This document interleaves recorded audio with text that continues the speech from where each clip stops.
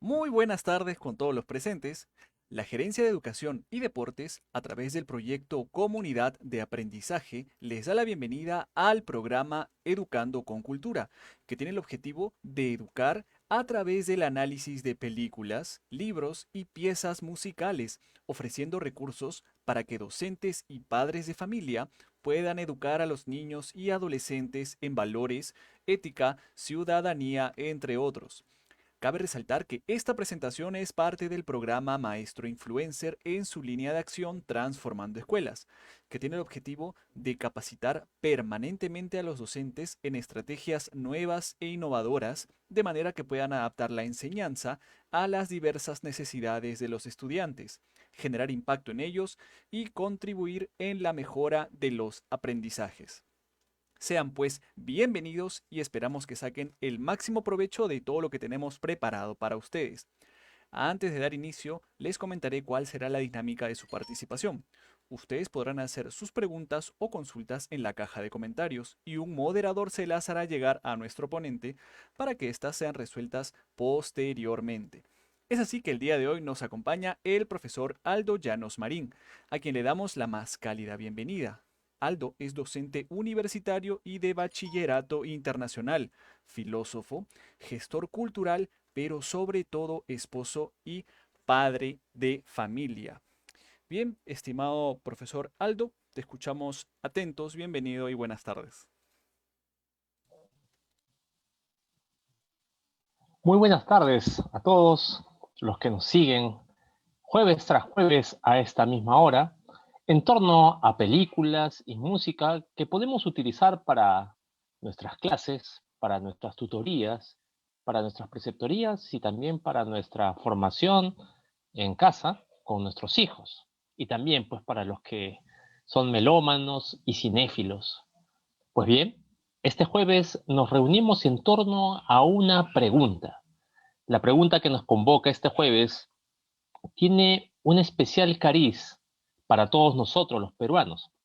Y es que con este género musical, muchos de nosotros, que somos, por así decirlo, hijos de inmigrantes, y más directamente mi papá y mucha gente que han sido inmigrantes desde las provincias a Lima, intentaron encontrar un nuevo sonido, ya fuera de las raíces geográficas en donde nacieron, y que los identificara.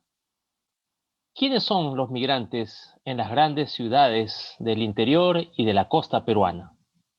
¿Qué es la chicha que viene a ser la cumbia?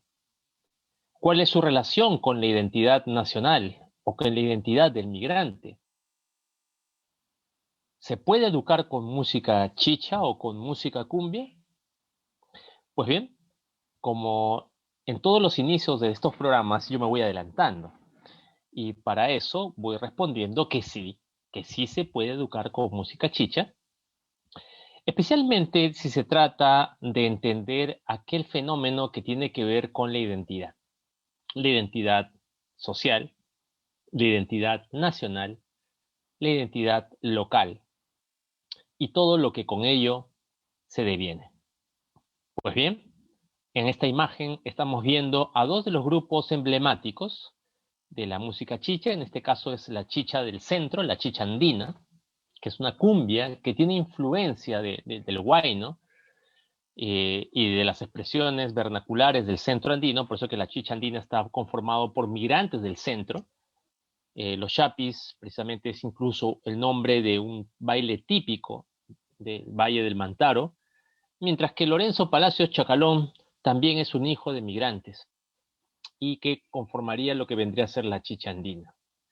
Pues bien, ellos son los que le dieron el primer cambio de rostro de aquellos hombres y mujeres que llegaron a la capital para buscarse un futuro mejor y que en un primer momento se consideró música marginal y que hoy en día, gracias al trabajo de sellos míticos como Infopesa y la valoración ciertamente de tanta gente en el ámbito de la etnomusicología, está incluso siendo revalorada en Europa y otros países.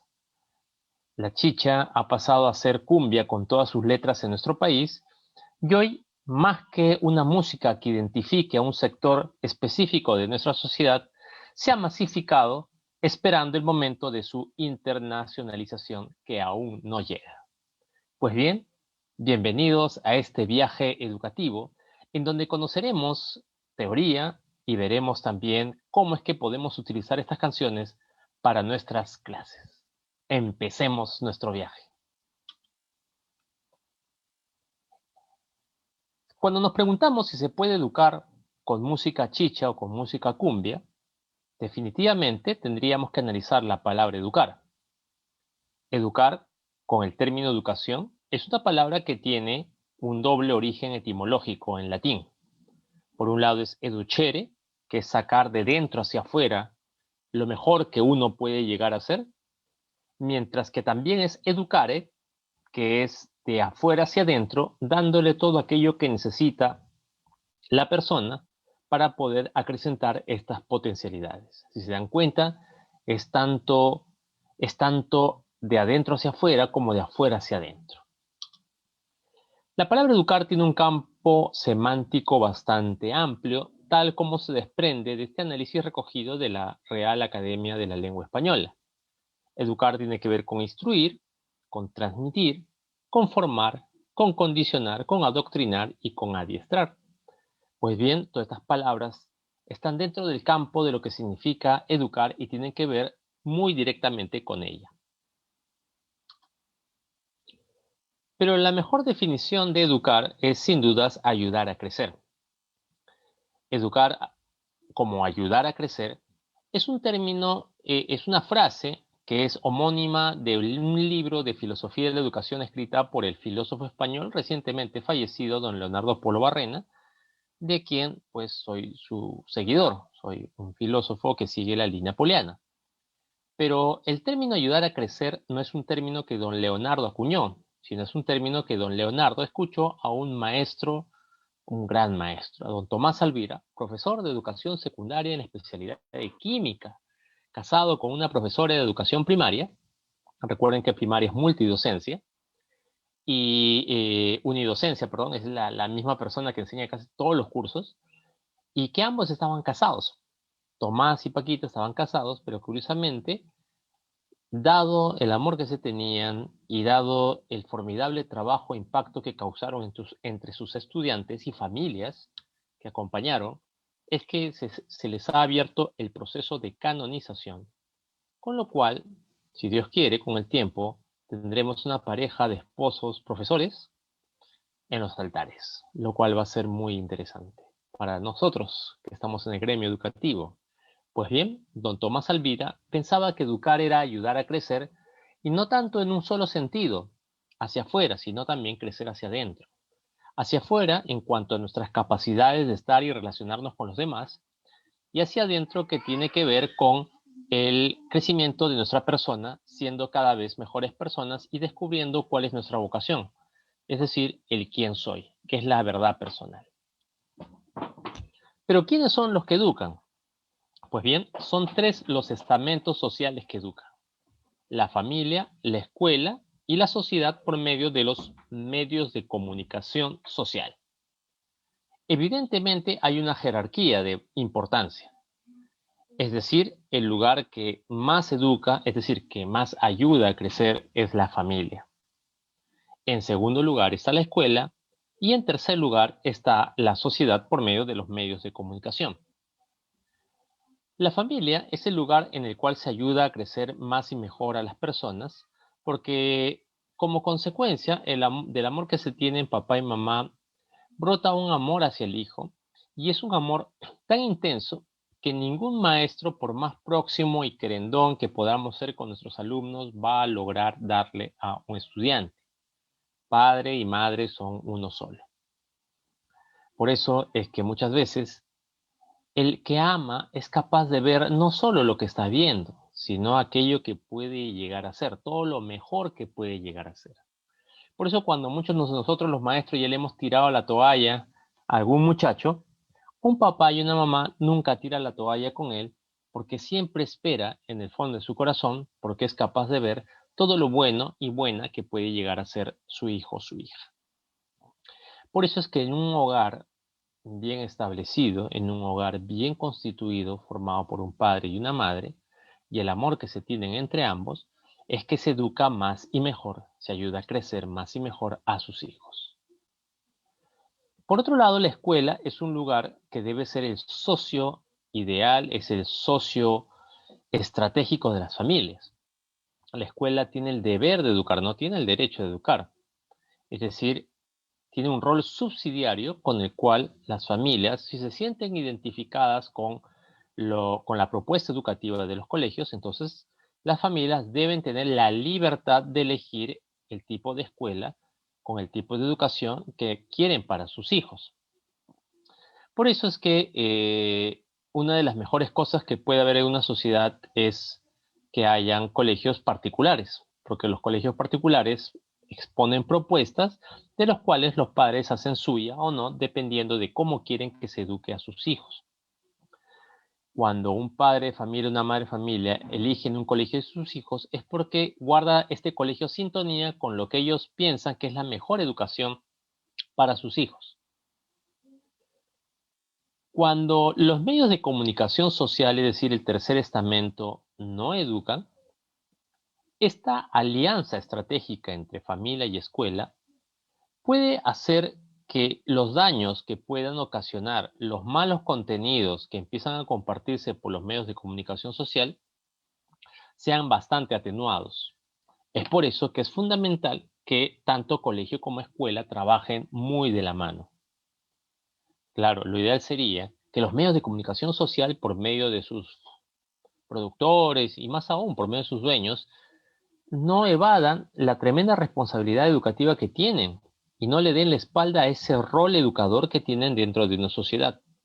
Solo así, también los contenidos que se transmiten por medio de los medios de comunicación podrían ayudar a completar esa trilogía tan importante para los seres humanos. Sin embargo, y con mucha pena, parece ser que los medios de comunicación no hacen eso. ¿Y cómo se educa? Son tres las dimensiones que se educan en las personas y que corresponden a periodos sensitivos muy marcados, es decir, periodos en los cuales la plasticidad cerebral hace posible una educación mejor y mucho más flexible y rápida que en otros momentos de nuestra vida. Es decir, estos nunca dejan de ser educables y de educarse, pero fuera de sus periodos sensitivos se hace un poco más difícil.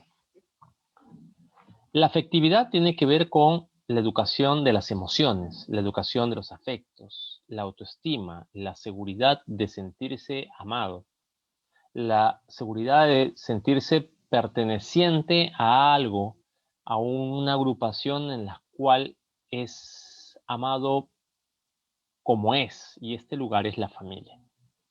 En el colegio no tendría por qué educarse en afectividad, porque eso le compete a la familia. Bueno, vemos que ahora se hace un poquito más complicado.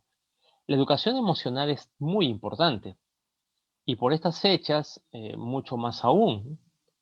Hemos visto en este vacuna gate expresiones de algunos de los implicados sin ninguna empatía con tantos médicos y personas que están falleciendo. Es como si estas personas, ministros, médicos y gente involucrada en el vacuna gate, fueran incapaces de ponerse en el lugar del otro.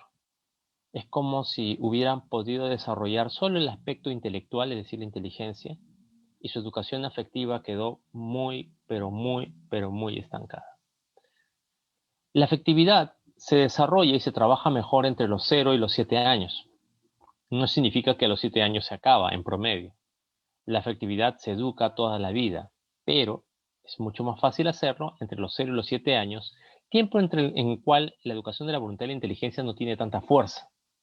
Es el momento de los mimos, de los abrazos, de los besos, de hacer colecho, de pasar tiempo de calidad con nuestros hijos.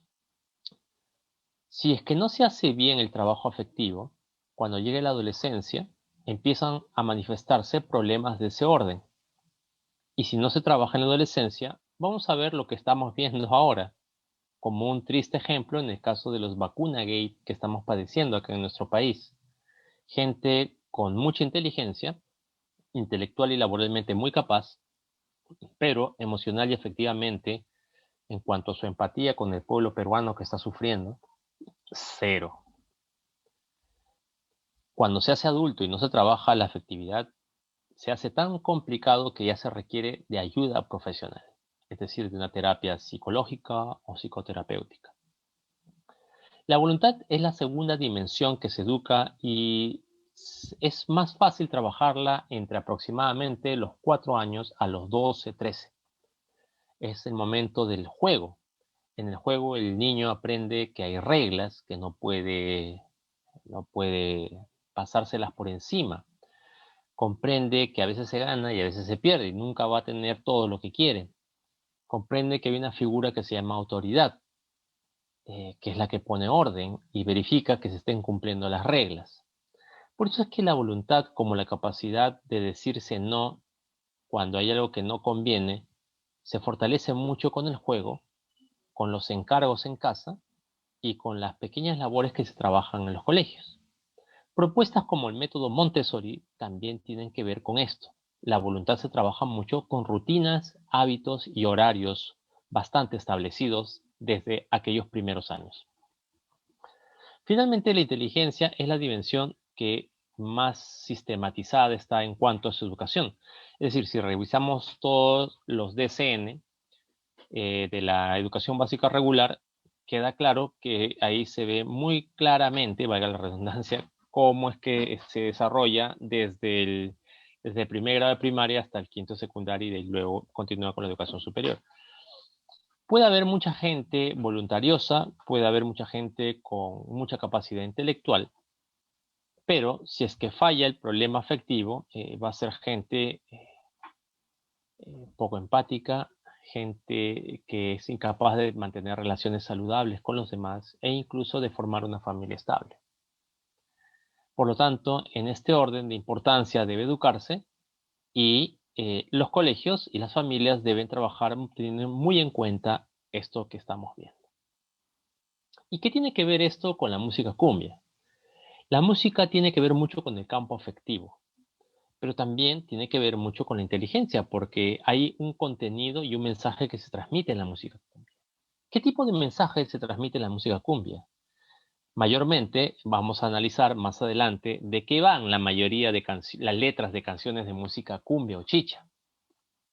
Y si eso realmente nos representa, si es que eso puede identificarnos como un colectivo llamado Perú o peruanos.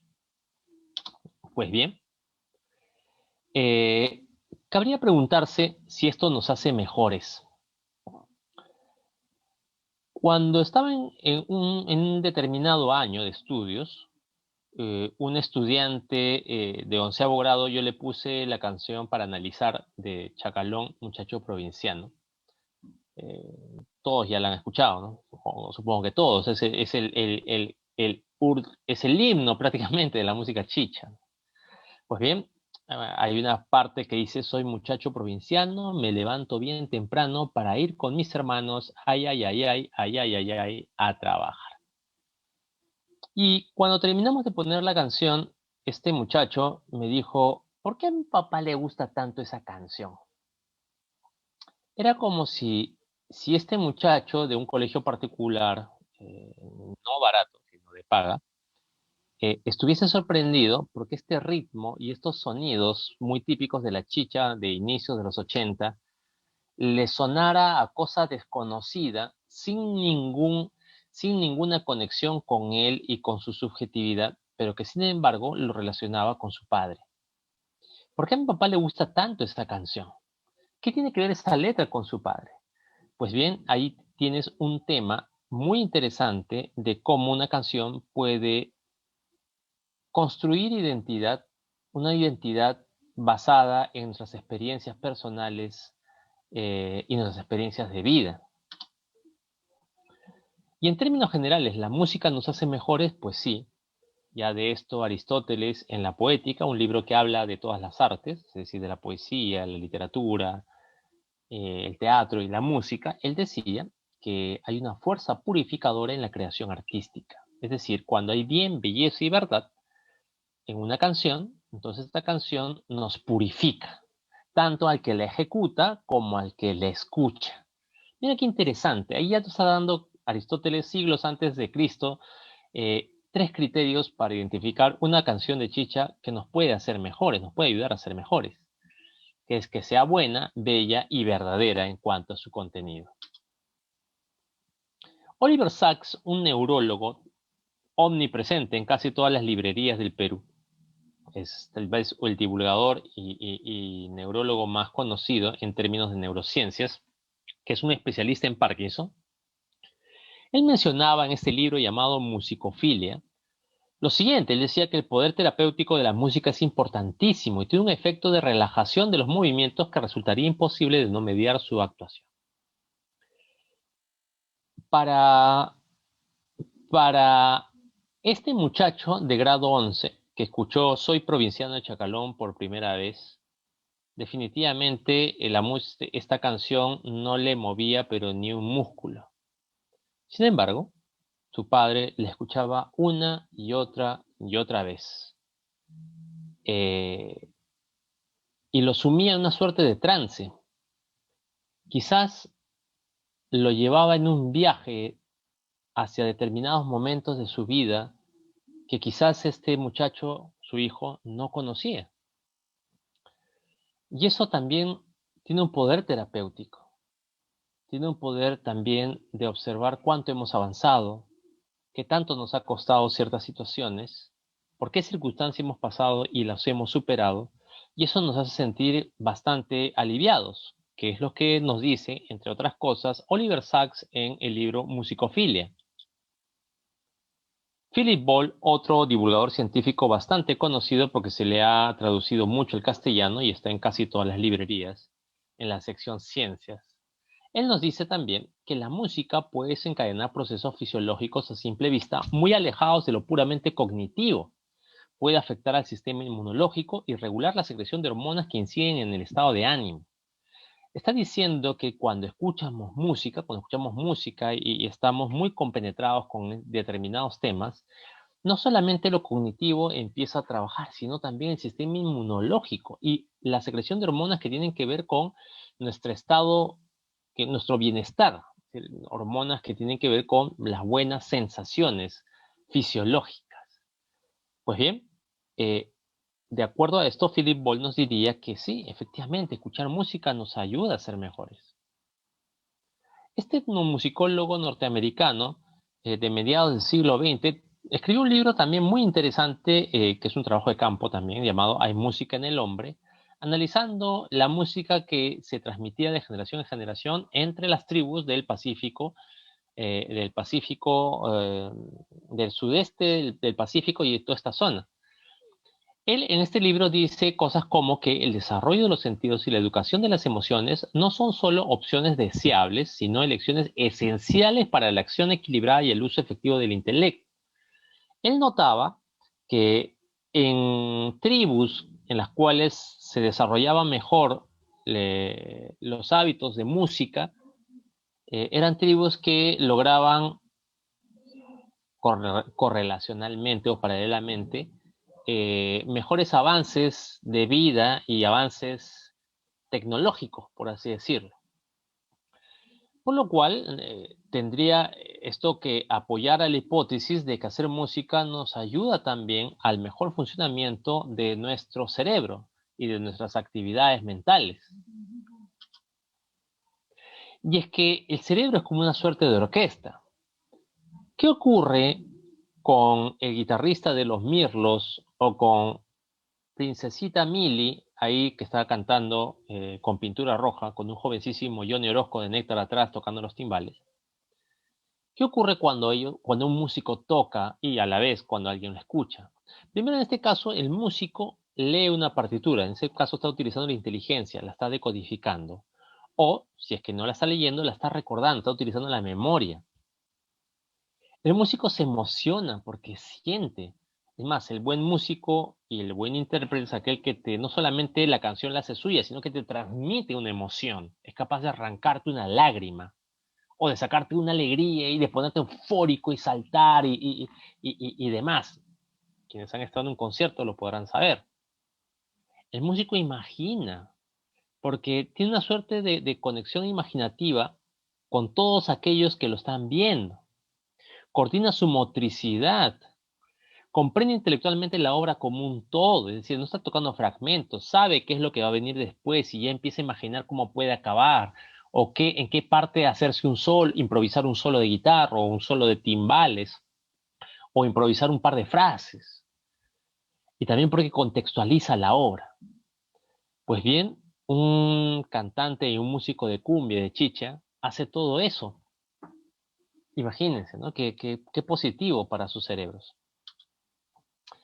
Es por eso que en el cerebro de un músico trabaja la corteza motora, que tiene que ver con el movimiento corporal, la corteza sensorial, que controla las sensaciones táctiles mientras se toca un instrumento o se baila, el hipocampo, que está vinculado a la memoria musical, la experiencia y el contexto, la corteza visual, que tiene que ver con que controla la lectura musical, la visión de los movimientos, el cerebelo, que también tiene que ver con el movimiento mientras se baila. Imagínense, ¿no? Jaime Moreira, el guitarrista de los Chapis, ¿no? Bailando, siguiendo las vueltitas de Chapulín el Dulce mientras toca un solo un punteo de alguna de las canciones de los Chapis, ¿no? No sé, chofercito, chofer, cho- profesorita, hombre casado, el aguajal, chofercito carretero, etcétera, etcétera, etcétera. La corteza auditiva, que percibe los sonidos, los reconoce y analiza las tonalidades, y la corteza prefrontal, que tiene que ver con el comportamiento, la expresión y la toma de decisiones al momento de ejecutar una pieza musical. Definitivamente, la música y sobre todo ejecutarla nos ayuda a ser mejores. Pero más aún que se ha desarrollado últimamente, en las últimas décadas, una especialidad científica que se llama epigenética. La epigenética es un paso más que la genética clásica, por lo cual empieza a, mediante diversos trabajos que están haciendo, a encontrarse de que el medio ambiente y las formas de vivir de una persona, estamos hablando de seres humanos, puede llegar a afectar a los genes, cosa que antes no se creía. Es decir, el modo en el que nosotros nos relacionamos con lo que nos rodea puede activar o inactivar los genes y ser transmitido a la siguiente generación, amén de que se puede observar esto en nuestro fenotipo, es decir, en nuestro cuerpo visible por los demás. ¿Qué implicaría eso? Que efectivamente la música puede ayudarnos a ser mejor y que puede activar o inactivar ciertos genes y pueden ser transmitidos a la siguiente generación. La epigenética es un campo de estudio muy prometedor que está dando pasos agigantados y, y por la cual podremos encontrar algunos avances más adelante que pueden servirnos en esta línea. Pero ¿por qué la chicha? Pues bien, podemos trabajar también algunos aspectos acerca de los cantantes de música chicha y cumbia. Por un lado, el liderazgo inspirador. Ahí vemos algunas imágenes de la tumba de Chacalón, tumba en el cementerio El Ángel, acá nomás en el Agustino, que es prácticamente un santuario. Es prácticamente un santuario. ¿Qué significa eso? Que la gente va y que incluso hay gente que piensa que rezándole obtiene ciertos favores de parte de Lorenzo Palacios Quispe, papá Chacalón. ¿Por qué razón? Pues como dice en el libro El octavo hábito de Stephen Covey, ustedes lo conocerán por su libro muy conocido, Los 7 hábitos de la gente altamente efectiva, pues él escribió después un libro llamado El octavo hábito de la gente altamente efectiva, entre las cuales dice que aquí subyace el octavo hábito de la efectividad a la grandeza. Es decir, no se trata con ser un músico virtuoso o con una letra que enganche a la gran masa, sino tiene que ver con gestos que nos ayudan a ser mejores. Eh, Hay muchas historias en torno a la figura de Lorenzo Palacios Quispe Chacalón. ¿Por qué razón se ha convertido en una suerte de cantante al cual la gente va incluso a pedirle favores? Y es porque, por ejemplo, y esta es una anécdota que don Augusto Ferrando contaba muy a menudo, Para los que tienen algunos años recordarán, don Augusto Ferrando, gran animador de la televisión nacional, él tenía un programa muy visto que se llamaba Trampolín a la Fama, donde don Lorenzo Palacio se presentó muchísimas veces. Pues bien, esta anécdota se la escuché a don Augusto Ferrando, y don Augusto Ferrando decía, por ejemplo, que las letras de Lorenzo Palacios Chagalón eran tan, pero tan sentidas, tenían que ver mucho con el sufrimiento, tenían que ver mucho con la lucha, con la fuerza que tenían que meterle los migrantes en una Lima que todavía no terminaba de asimilarlos y digerirlos, y que, y que se sentían pues muchas veces discriminados negativamente por aquella mirada un poco de desprecio del criollo al migrante andino. Y cuentan que en la mítica Carpa Grau, que quedaba en la cuadra 1 de la avenida Grau, un lugar en las cuales las fiestas chichas se realizaban todos los fines de semana, los sábados, y que, bueno, terminaban a veces con unas grescas tremendas, un lugar un poco complicado para ir a tocar. Pues cuentan, pues, que mientras Chagalón cantaba una de sus canciones, una mujer lloraba desconsoladamente en la parte de adelante. Entonces Chacalón estaba terminando de tocar y él le pregunta, se acerca y le dice, ¿por qué estás llorando? ¿No? Y le dice, no, yo estoy llorando acá porque mi papá, que se esforzó mucho por traerme de la sierra acá a la ciudad, ha muerto, ¿no? Y no tengo plata para enterrarlo. Mi papá está ahorita en la morgue de Lima, ahí nomás a unas cuadras, en la misma Avenida Grau, al costado de la Facultad de Medicina San Fernando de la Universidad San Marcos. Y yo soy una vendedora de caramelos, chicles y cigarrillos y no tengo la plata para hacerlo. Pues, ¿qué creen? Pues, Chacalón se fue a la boletería, sacó un fajo de billetes, se lo dio a la mujer y le dijo, anda, entierra a tu padre, ¿no? Y le dedicó la siguiente canción. Entonces, cosas como esas anécdotas, hay muchas de Chacalón, cosas que hablan muy bien de él, ¿no? De ese sentido de poder compadecerse y de poner, darle algo, lo que tendría a la mano en ese momento, hacia las personas que más estaban sufriendo. Y esa es una suerte de grandeza, de liderazgo inspirador, que hace posible que la figura de Chacalón sea, por así decirlo, venerada, en un sentido light del término, hasta el día de hoy, hasta el día de hoy. Por eso es que si ustedes están por el cementerio El Ángel, dense una vueltita y van a sorprenderse de las muestras de afecto que hasta el día de hoy tiene Lorenzo Palacios. Pero también hay como una cara oculta, porque la cumbia también tiene historias que podemos trabajarlas con otros alumnos, que podríamos llamarle el valor de los defectos ajenos. Es decir, aquellas cosas que se hacen bien, pero aquellas cosas que también se hacen mal y que pueden servirnos para no cometer los mismos errores. Lorenzo Palacios tuvo varios hijos, pero él quería mucho, o sea, él era muy querendón, sobre todo con José María, eh, que es el niño que ven que está abrazando en la foto de la izquierda, pero que tiempo después se convirtió en Chacalón Jr., cantante de cumbia, que incluso inventó el perreo chacalonero, eh, pero que hoy está metido siempre en problemas de orden policial. Siempre está metido en este tipo de problemas porque se le involucra con bandas, se le involucra con temas de drogas, se le involucra con violencia familiar. Y todos se preguntan qué fue lo que se hizo mal para que este hijo tan querido de Lorenzo Palacios siguiera estos pasos. Evidentemente hay un aspecto que es ineludible, que es el tema de la libertad personal. Es decir, por más que haya tenido una infancia difícil, las decisiones las tomamos nosotros y no justifican nuestros malos pasos. Un buen ejemplo de que hemos madurado en la vida es cuando dejamos de echarle la culpa a nuestros padres por las cosas malas que nos han podido pasar. En el momento en que dejamos de echarle la culpa, es una buena señal de que estamos madurando en la vida. Pues bien, algo en la paternidad de Chacalón no estuvo a la altura con sus hijos y en especial con José María para terminar de ese modo.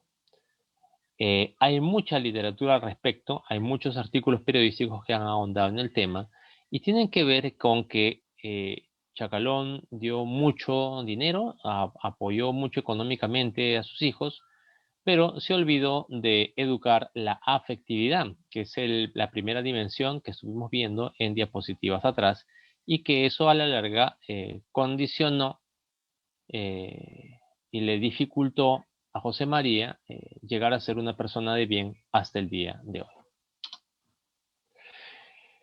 Otro defecto ajeno que también podríamos aprender es acerca de la vida de esta Piurana, que también tiene una historia muy parecida de veneración popular en el norte, en Piura, que es la de Dita Guerrero, que era la voz principal y el rostro más carismático de Corazón Serrano. Pues bien, su desafortunada muerte tejió una serie de especulaciones que vinculaban al esposo como posible causante de la muerte trágica de Dita, cosa que después las investigaciones concluyeron que no era así. Pues bien, por el hecho de haberse supuesto que el esposo de Dita Guerrero fue el culpable de su muerte trágica, se vino a descubrir pues que la relación entre ambos era una relación bastante tormentosa y que Dita siempre se lo cayó, siempre se lo guardó. Y si había algún lugar por el cual ella podía expresar sus sufrimientos era por medio de la música y por medio de las letras y de la identificación con otras que ella no componía al momento de interpretarlas. Es decir, era capaz de transmitir su dolor y de desaguarlo por la vía del canto, y obviamente eso rápidamente era captado por personas que pasaban por circunstancias similares en el momento de escuchar sus canciones, las canciones en el grupo Corazón Serrano. Pues bien, ahí también podríamos analizar este caso con nuestros alumnos acerca del tema de cuánto sufren las personas y nosotros podemos estar ignorándolo y qué nos pueden decir ciertas letras de Corazón Serrano al respecto. Y cuán importante también es el tema de la salud mental y de la salud de pareja. Pero también hay historias de redención. O sea, el caso de Muñequita Sally es paradigmático. Otro de los grupos fundamentales de la chicha peruana, que después podríamos llamar cumbia peruana, es Pintura Roja. Pintura Roja vendría a ser la cumbia ya limeña, por así decirlo, más limeña. Ya no tenía Pintura Roja un estilo tan andino como los chapis o como el mismo chacalón. No era definitivamente la chicha o cumbia selvática, no sonaba como Juaneco y su combo, como los Mirlos. Tampoco suena a la cumbia sanjuanera, que es la chicha o cumbia típica del norte del país. Ni tampoco sonaba la chicha sureña, ¿no? Como sonaba Néctar, o como sonaba el grupo Yoga, o los grupos de Ayacucho y Puno. Muy, muy influenciados por los sonidos y las cadencias de la Diablada y los sicuris. La chicha limeña es una chicha muy interesante que Pintura Roja supo darle forma, y entre las que destacaban dos cantantes adolescentes en un primer momento, la princesita Mili y la muñequita Sally. Pues bien, la muñequita Sally, que la vemos ahí, que está bailando una niña en la figura de la izquierda, que es parte de uno de sus videos, tuvo una vida bastante tormentosa, una vida bastante difícil, se entregó al trago, se entregó a ciertos vicios que estuvieron a punto de llevarla a la tumba. Sin embargo, Muñequita Sally encuentra al amor de su vida, su esposo, que es quien le ayuda a salir de donde estaba, conformar una familia estable y finalmente incluso abrazar la religión evangélica.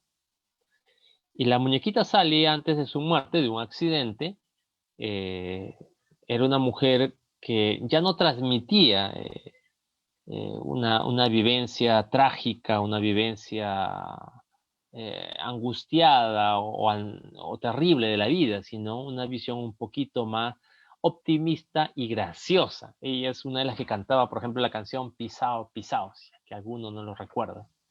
Pues bien, Ese es un ejemplo de que todos nosotros podemos llegar a ser también constructores de nuestro destino. Es decir, creo que otro de los signos por el cual vemos que las personas maduramos es cuando somos capaces de volver al pasado, pero no para lamentarnos o estar chicoteándonos la espalda, ¿no? Sino para ver el pasado y sentirnos responsables de qué es lo que hacemos con ese pasado. Si dejamos que nos afecte o la entendemos y salimos a lograr superarlo. Al pasado se le vuelve atrás, pero responsable y dinámicamente, no de un modo pasivo y totalmente dependiente de este. Pues bien, esta es una de las enseñanzas que podemos sacar si es que abordamos y analizamos la biografía de Muñequita Sally y lo podemos trabajar en nuestras aulas. Pero ¿por qué llamaríamos en la cumbia la búsqueda de la identidad? Pues bien, la música tropical andino chicha es un género musical que nació a mediados de los años 70 y sus orígenes provienen de una fusión. Es decir, la chicha es muy peruano, porque lo peruano es lo mestizo, o sea, es decir, lo peruano no es lo español ni lo criollo, ni tampoco lo peruano es lo indígena ni el autóctono. El peruano es la fusión de ambas culturas, es decir, el peruano y la identidad peruana tiene que ver con el mestizaje, con la fusión. Es decir, no es más peruano porque es más indio, o no es más peruano porque es más criollo. O sea, es más peruano porque es fusión, porque como decía Ricardo Palma, todos tenemos de inga y de mandinga.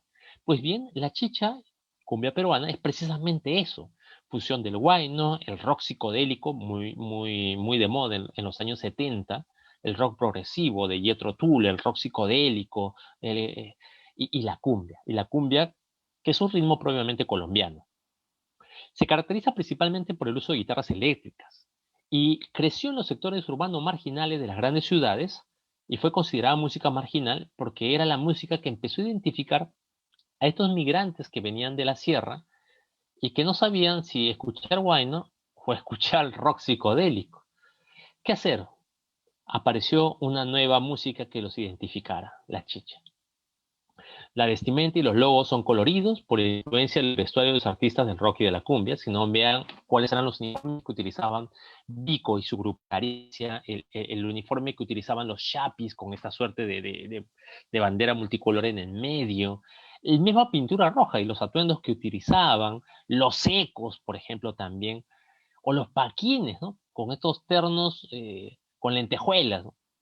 Pues nace en el contexto de las grandes migraciones y sus letras narran las luchas y la vida cotidiana. La chicha tiene variantes locales de acuerdo a la geografía, chicha amazónica, chicha sanjuanera, chicha norteña, sureña y andina, que es la que hemos estado hablando. Y todas han sido promocionadas en un primer inicio por un sello discográfico que se la jugó y que hoy está teniendo bastantes réditos por ello. A Infopesa y a la gente de Infopesa, mis saludos y las gracias desde acá. Ahora, ¿cómo podemos reconocer canciones de cumbia con las que podemos educar? Ahí vemos a los paquines y a los secos. Bien, podemos reconocer canciones de cumbia con las que podemos educar si vemos que tienen bien, belleza y verdad. ¿Cómo definimos el bien? Bueno, primero proponemos la letra de las canciones y los videos a nuestros estudiantes, tal como nos propone el educador Borrego en el año 2005. Vamos a comprobar si el alumno es capaz de leer bien en las canciones lo siguiente. ¿Qué dicen los protagonistas de la canción? ¿Cuál es el contexto de la canción y si hay analogías con la realidad? ¿Cuáles son los mensajes? ¿Y qué es lo que... Y esto tiene que ser contrastado con lo que nosotros le ofrecemos. Segundo, porque la música chicha también puede ayudarnos a definir nuestra verdad personal. Es decir, quiénes somos. Por ejemplo, acá vamos a hacer una suerte de análisis entre una canción de Néctar y una canción de los Chapis. Por ejemplo, en esta canción de Néctar, Vives equivocada, es la canción del hombre que ha perdido su verdad personal. ¿Por qué? Porque es una canción que le canta a la amante que lo ha dejado. Entonces él lo dice, ¿no? Yo que todo te lo di sin medida, yo que loco por tu amor dejé a mi familia. Hoy tú sabes que jamás tú me has querido, que imposible para mí echarte al olvido, mujer que porque te quiero debo quedarme en tu vida. No pienses de esa manera, pues vives equivocada. Esa es la visión del infiel que prefiere insistir con la amante y que ha perdido totalmente su verdad personal. Por eso dice, ¿cómo me ha dolido echarme al olvido? Es como si se hubiera despersonalizado. Mientras que los yapis, el hombre casado, mira lo que dice en su letra. Él dice, perdona mi vida, sé que te hago daño, no sé qué me pasa, soy hombre casado. Te enamoras tal vez de quien no es tu mujer, callar no se puede y contar se debe. Perdona mi vida, sé que te hago daño, piensa en los bebitos, son tan chiquititos, hay que olvidarla, muy pronto dejarla, hay que olvidarla, muy pronto dejarla. Es decir, él reconoce que a pesar de su error hay una verdad y la verdad tiene que ver con el bien y el bien tiene que ver con su familia, tal como él lo dice. Me enamoré tal vez de quien no es mi mujer, sí, pero debes olvidarla y muy pronto dejarla. Ahí vemos dos ejemplos que podríamos utilizar en su trabajo, la letra de Vives equivocada de Néctar y de Hombre casado de los Chapis. En el caso de la canción de los Chapis está mucho más personalizado, es decir, se hace mejor la distinción entre bien y esta hipertropia que la anterior. Pues bien, el descubrimiento del quién soy es la verdad personal. Por otro lado, también podemos empezar a trabajar la belleza. La belleza tiene que ver con oír, escuchar y contemplar en ese orden. El oír es simplemente tener los oídos abiertos hacia algo. No requiere ningún esfuerzo y es un impulso automático, como este chico que está estudiando, escuchando música. O sea, no le presta atención a la música, simplemente discurre mientras él hace algo, lo cual no es lo más recomendable pedagógicamente hablando. Hay que escuchar, que significa prestar atención y concentración. Nuestro entendimiento, nuestra inteligencia empieza a trabajar, pero para eso requiere de atención. Pero más que escuchar hay que contemplar, que es decir, enlazar lo escuchado con mi interioridad, es decir, lo que la canción me dice a mí mismo y me llama a descubrir. De este modo, vamos a ayudarnos de estas canciones que nos van a ayudar a educar, como ayudar a crecer. La felicidad, por lo tanto, tiene este camino, teniendo, pero más que teniendo, sabiendo, pero más que sabiendo, amando, pero más que amando, dejándonos amar. ¿Qué nos dice la chicha al respecto? En cuanto al tener, hay una canción que se llama Soy Provinciano, que es el himno de la chicha, la cumbia peruana, de Chacalón y la Nueva Crema, que dice lo siguiente. Para todos mis hermanos provincianos que labran el campo para buscar el pan de sus hijos y de todos sus hermanos te canta Chacalón y la Nueva Crema, ataja mi hijo hombre. Soy muchacho provinciano, me levanto bien temprano para ir con mis hermanos a trabajar. No tengo padre ni madre, ni perro que a mí me ladre, solo tengo la esperanza de progresar. Busco una nueva vida en esta ciudad donde todo es dinero y hay maldad. Con la ayuda de Dios sé que triunfaré y junto a ti, mi amor, qué feliz seré. Es decir, acá Chacalón está reconociendo que todo no es el dinero y que si bien es cierto, muchos provincianos como él o sus padres llegaron a la capital a buscarse un destino distinto, no te puedes quedar solo en el dinero.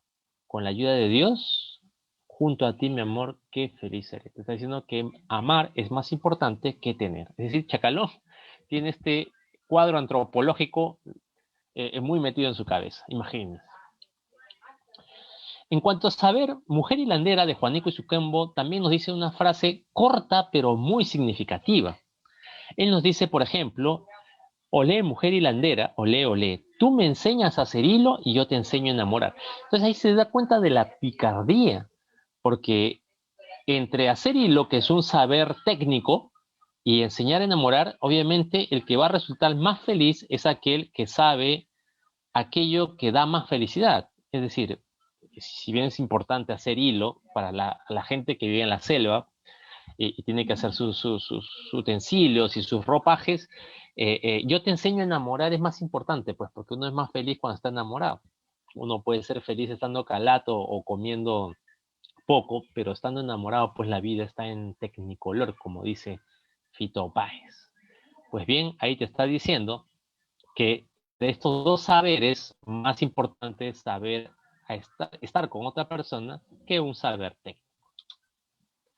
En cuanto a amar y en cuanto a ser amado, yo elegí a Gilda porque ciertamente la chicha, cuando la situación en Perú se pone fea, en el primer gobierno de Alan García, en finales de los 80, tal como pasa con Venezuela actualmente, muchos peruanos estuvimos migrando a todas partes del mundo. Y uno de los lugares más cercanos y que estaba viviendo un boom económico era Argentina.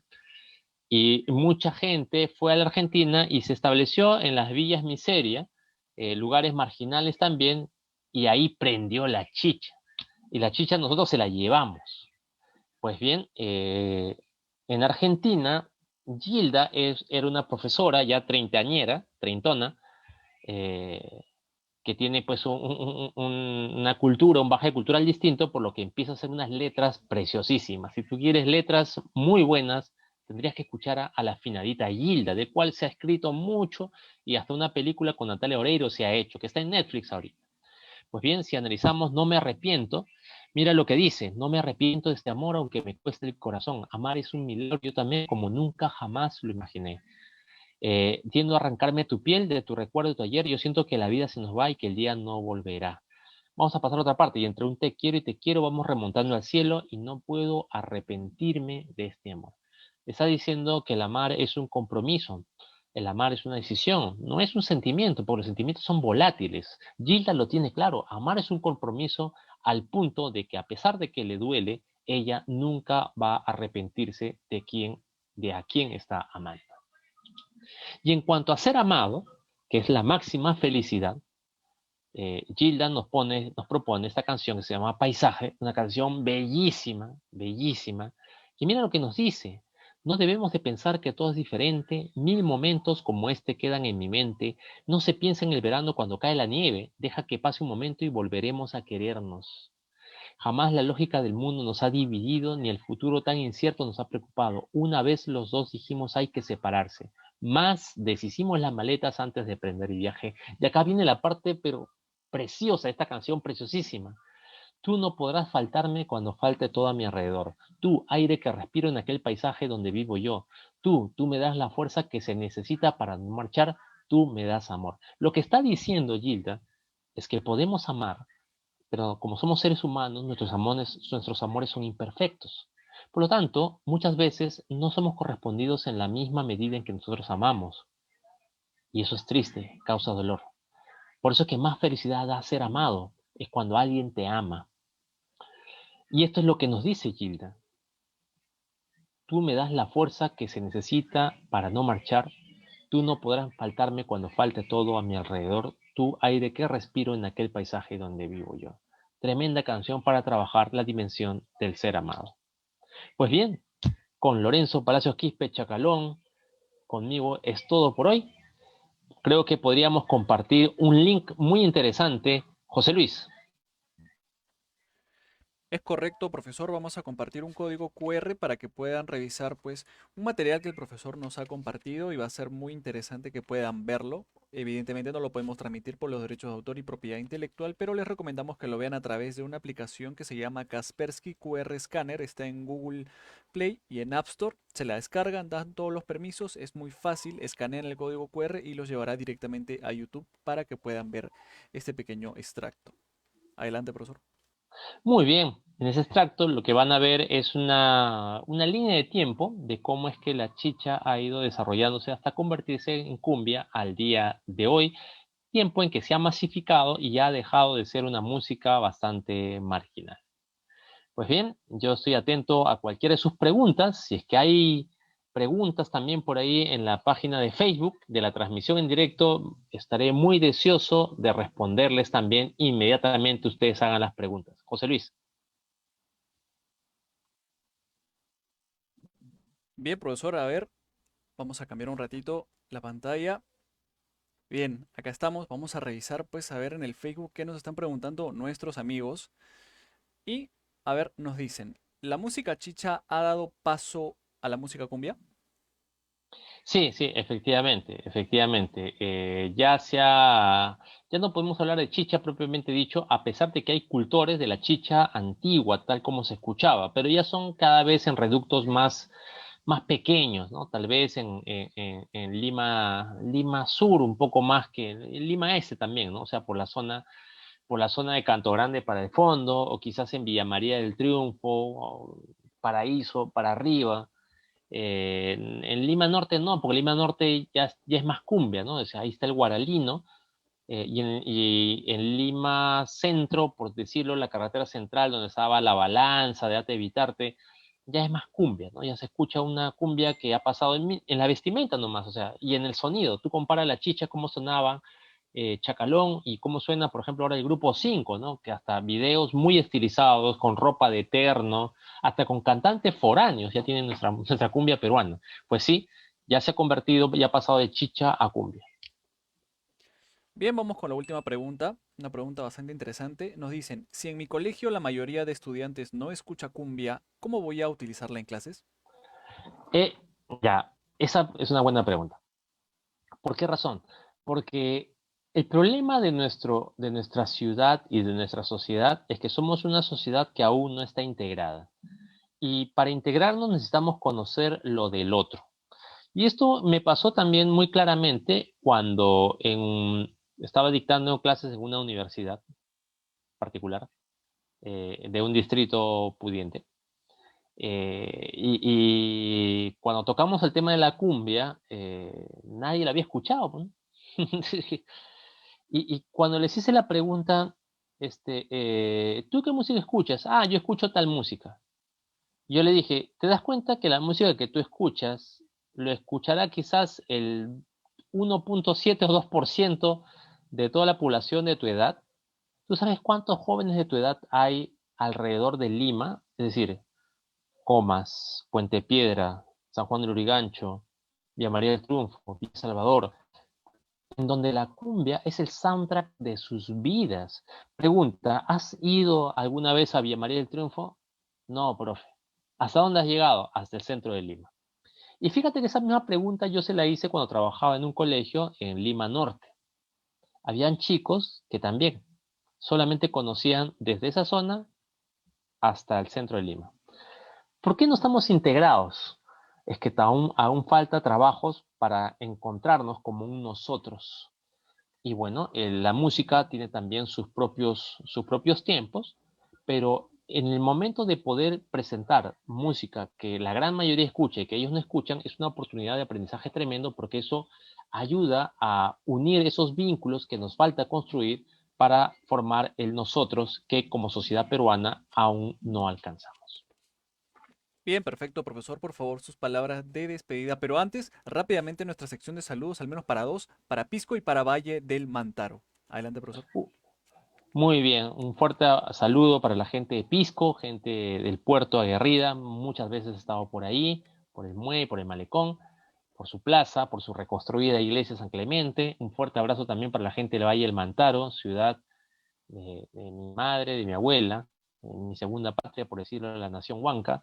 Y bueno, invitarles a ver nuestro siguiente programa el próximo jueves y que no pierdan la esperanza a pesar de que el momento político no es el más deseado, a pesar de que el momento sanitario no es el más deseado, a no perder la esperanza de que si tenemos fe en nosotros, tenemos fe en Dios, todo esto lo podremos superar juntos. Así es que a no desesperarse, manos a la obra y nada está perdido y que viva el Perú. Así es, amigos, muchas gracias por todo el tiempo que ya nos ha ganado. Ya saben, todos los jueves a las 5 de la tarde con nuestro programa Educando con Cultura. Bien, muchas gracias por todos, amigos. Vamos a dar por finalizado este programa. Nos vemos el próximo jueves a las 5 de la tarde. Cuídense. Nos vemos muchachos, Chao. nos vemos.